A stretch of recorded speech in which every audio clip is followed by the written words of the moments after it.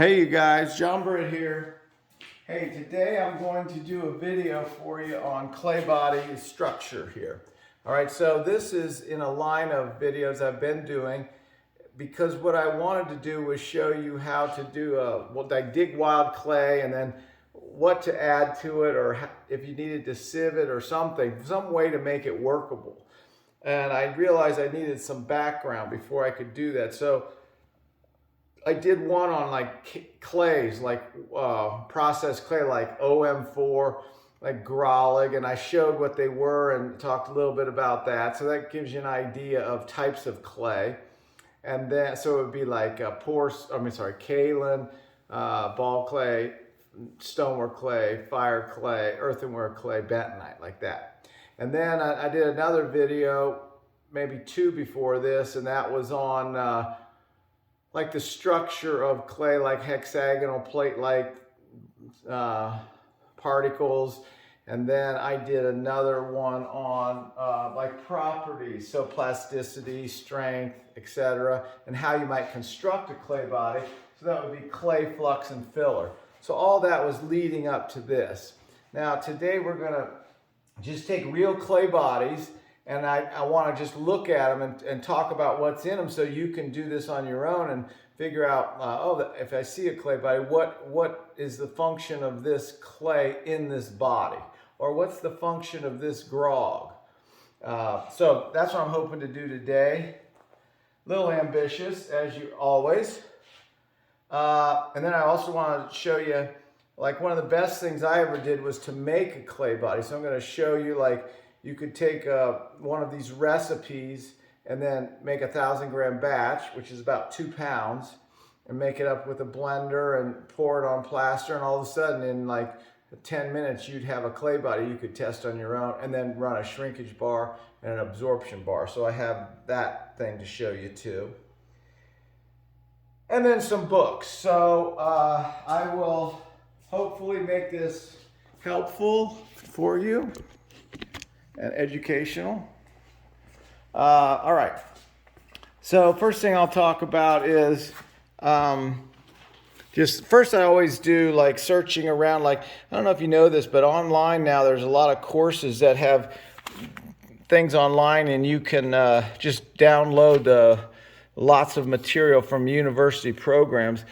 This book here is James Chappelle, and I use it a lot for glazes, but it also has clay bodies. So in here is fantastic. I mean, this is an old book, but it gives you an idea. So these will be 06 to cone 6 bodies.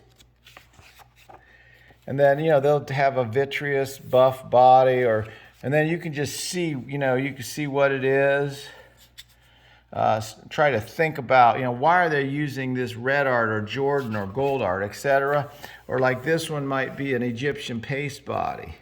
And so you would see what's in Egyptian paste, okay? And then, of course, this one's a great book, Val Cushing's book. They used to be able to get it up there at the store at Alfred. I don't know exactly where to get it now, but I Googled, and I think you can get it here at this website. But this is an outstanding book, and you know, he does all the stuff in these grid-like things. So Reeves porcelain is like 40 Grolic, 34 feldspar, 26 silica. So you can just go through now. A lot of these are what I'm doing today, because I found on this website, Alfred Grinding Room, I just printed out all the recipes and then I cut them out. And so yeah, like that's what all these are. So we'll go through these in a second. The other thing that happened was I took a course from Val in like, I think it was 1993 or so, and it was a month-long course, and so we had 50 people in the class, and so everybody would make up a clay body, and these are the sheets that he handed out. You know, it would say like what did it, like here it would say like white, that's a white stoneware, there's a vitreous one for floor tile, etc. So another thing you can do, you know, all this talking about what I do is irrelevant to you. You want to do it yourself. So I make up a grid like this, and I'll put my clays Up here, porcelain, stoneware, etc., ball clay. And then I will write them down and try to get a sense of, some structure. You're just comparing and contrasting. And then these are just ones off of this Alfred Grinding Room website.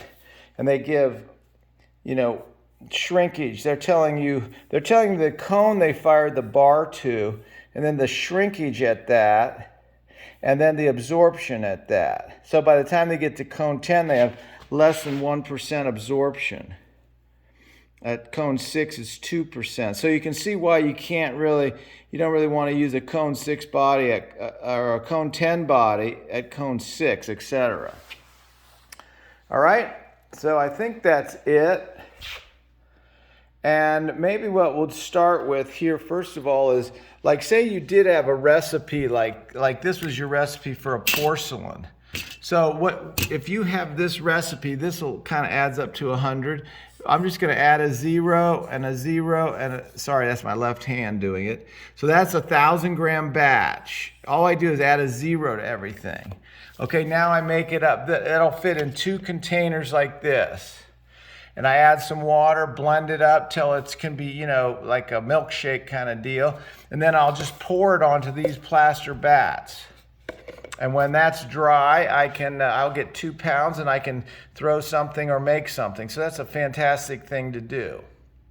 Now, if you just wanted to do a test, like a 100-gram test, you can just, do it like this, 55, 25, 25, and then you're going to get about enough to make like this much. So you can make a shrinkage bar and then another little thing, like we were just testing this for translucency, so we made it real thin. But what you do is you take your little fettling knife, you make this bigger than 10 centimeters, so probably 15 centimeters. So I have a ruler with centimeters, and I'll make a mark here, and I'll make a mark here with a pretty sharp knife. So that should be 10 centimeters. Now, when I get it out of the kiln, you can see here it's 8.9 centimeters. So that has an 11% shrinkage. Okay, so you're going to write that down. Then what you're probably going to do is take this bar, and you're going to follow this test. Now, you can Google how to do this. And it's probably up, if you Google ceramic absorption test, clay bodies, Digital Fire will probably come up and show you how to do it. Or you could probably find other videos. But what I do is I'll take this and I will 0 the scale, and what I'll first do is weigh it. Then I will put it in, this is telling you what to do. You're going to put it in water, let it soak after you boiled it for 2 hours. And let it soak overnight. And then you take it off, and then you get the wet weight. So I have the dry weight first, and then the wet weight. I do this equation, and that'll give me the absorption. And this one was less than 1% because this is a vitrified porcelain. Okay? So that's how you do that. Now what we're going to do is we're going to go over what we are trying to accomplish here. Say we have a clay body. What is in a clay body is clay, flux, and filler. And from our previous discussion, we know these are the clay. So a kaolin, and there's many types of kaolin. I just put the most common, like EPK and Graulig or Tile 6 or something. And then a ball clay, that's OM4. There's XX Sagar, there's hundreds of them. Then I did a stoneware clay, which is called Foundry Hill Cream. And then fire clay could be Hawthorne or Cedar Heights. And then earthenware could be Red Art or Lizella, Okmulgee, etc. And then bentonite, which could be standard bentonite, or maybe you wanted it whiter, you could use Macloid or V-gum. So those are the clays. Now you do want to remember what clays are and try to get it in your brain which category they're in. Because if we want to make a low fire body, we can stay down here a little. If we want a porcelain, we're going to stick with kaolin. If we want a throwing body, we're going to put ball clay in there to make it plastic. So we want you to remember which category they're in, and the primary, like fire clay is pretty groggy and doesn't melt very well. So that's makes a strong clay body. Ball clay will make it very plastic, but it could cause shrinkage or cracking, so you have to have not too much. All right, so now in terms of the fluxes we had gone over before, there's feldspar. It could be a great flux. And some of those are going to be Custer, soda, feldspar, or petalite. So this is potassium, sodium feldspar, and a lithium feldspar. And there's reasons to use each of those. And other fluxes can be Fritz or talc or wollastonite or whiting. So I'll show you in some of these bodies. All right, and then the fillers are going to be grog or sand or silica. Okay, so that's just a brief overview of, you can watch those videos to get more in depth. And now other things we're going to think about when we're making a body is the properties of that we're after, like the plasticity or the shrinkage, absorption, color, texture, etc. And so we will, then we'll sort of design if we were going to design a body, we would decide, okay, is this a throwing body? That means I want it to be more plastic. So I'm going to have, more ball clay in there. And I might want it to be red or have some grog, some tooth to it. So then I would add fillers to give me that.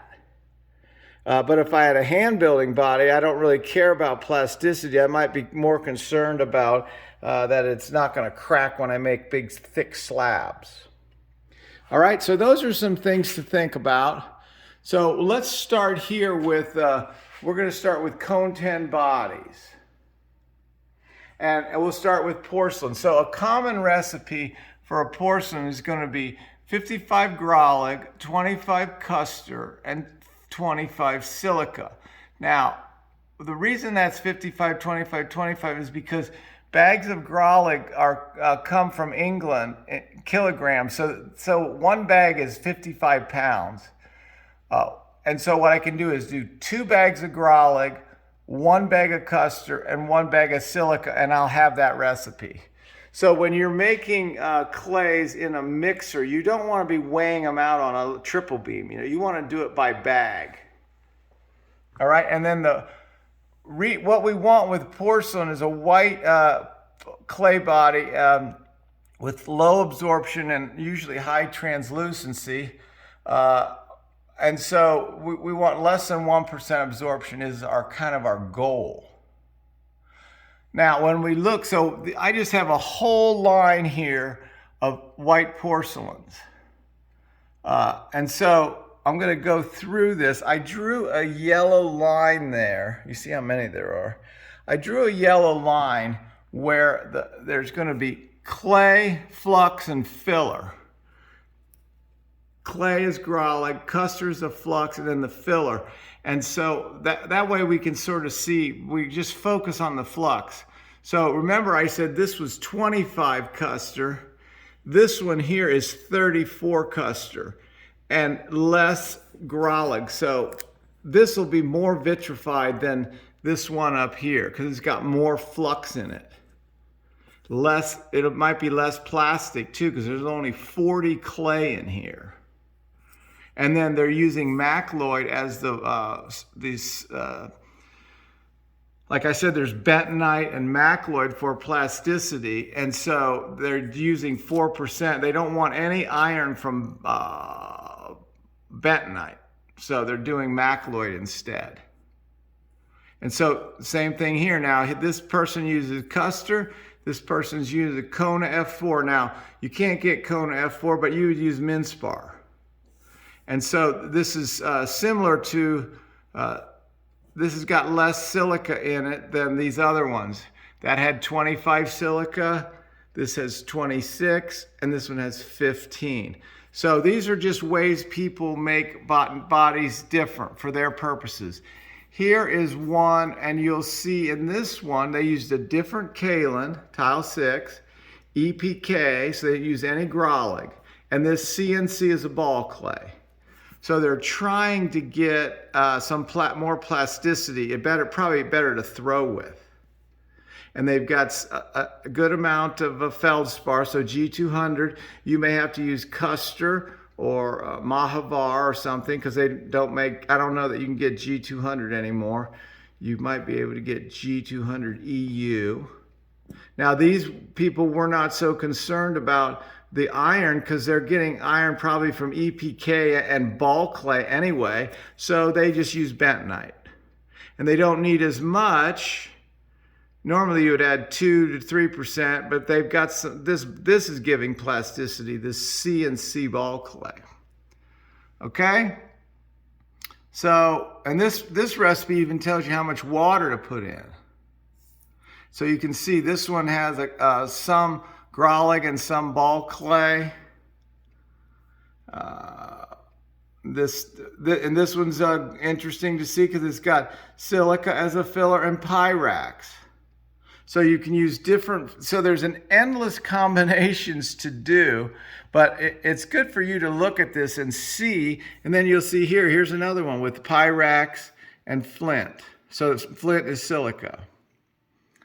Okay? And you start to see patterns here, like they're using grog here, malachite grog. That's a white grog because it's porcelain, so they don't want a dark, they don't want black specks in there. Okay, so I don't know that I need to do all of these, but you can see some people, like, if I saw this one, I'd say, oh my God, Cornwall 60, that is very vitreous and shiny. So it's called Jasperware. So that's going to be, okay, this one's a bone ash body. So 34 bone ash, or sorry, 40 bone ash. So that's a bone china. And then Parian porcelain, that's another very vitrified body. All right. So that was that. And then now if we're going to do a stoneware, what we want to do is we want to say, what's a generalized stoneware body?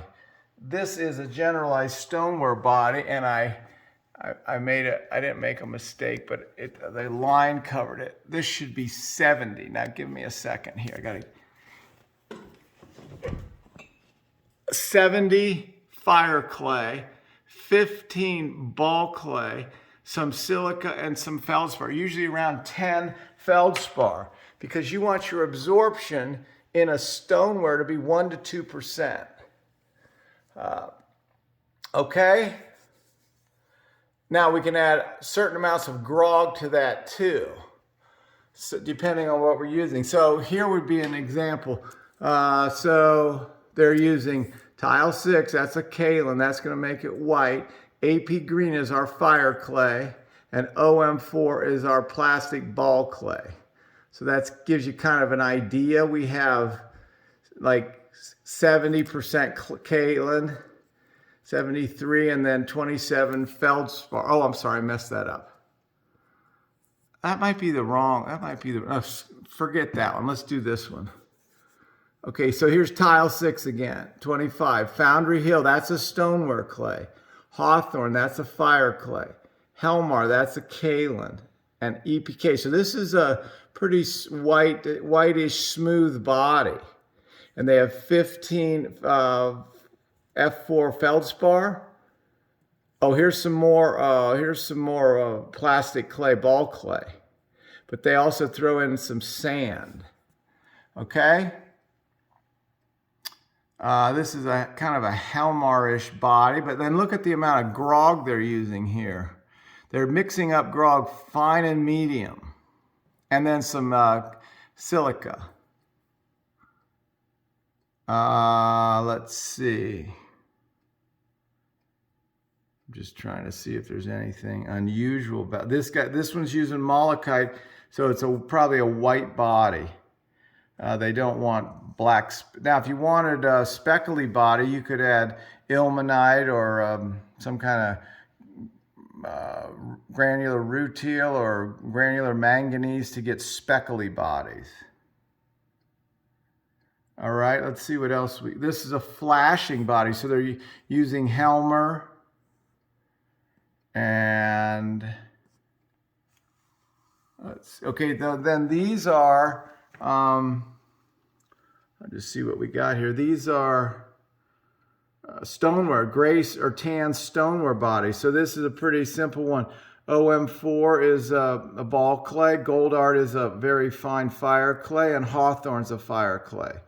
So the largest one would be the fire clay, but these two both could be considered fire clays. And then about 10% of feldspar and some sand. And so here is another one, similar. Some fine grog and super fine grog. And then here they also have some EPK to make it a little lighter. You always like one like this. Never fail generic stoneware.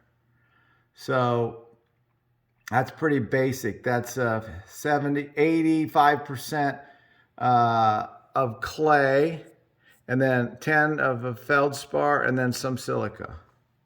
So see, that's what I do is I'm going to look at these things. I'm going to try to see some patterns. So like in this red throwing body, I'm going to see what are they doing to make it red. It's probably like this one has ceramic clay 101 and ceramic clay 401. So this is called yellow banks. So the 401 is a stoneware clay, and the 101 is an earthenware.